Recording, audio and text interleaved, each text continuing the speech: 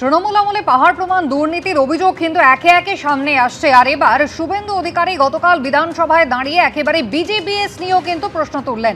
বিশ্ব বাণিজ্য সম্মেলনের নামে ৩২৪ কোটি টাকা এফআইসিসিআই কে দিয়েছেন। তৃণমূল জমানার বিজেপিএস নিয়ে চাঞ্চল্যকর তথ্য দিয়েছেন মুখ্যমন্ত্রী। আদৌ কি পূর্বতন মুখ্যমন্ত্রী তিনি দিতে পারেনি ৩২৪ কোটি টাকা? প্রশ্ন তুলেছেন শুভেন্দু অধিকারী। আপনার নেত্রী কি কি করেছে কাণ্ড কারখানা দেখবেন। বিজেপিএস খুব বড় বড় কথা বলেন না। এই ৩২৪.৭৩ কোটি টাকা ফিকিকে দিয়েছেন।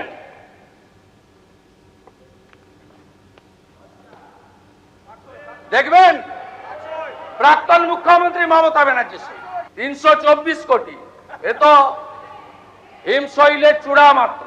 আপনি এটা করতে পারেন? আপনি পারেন দিতে?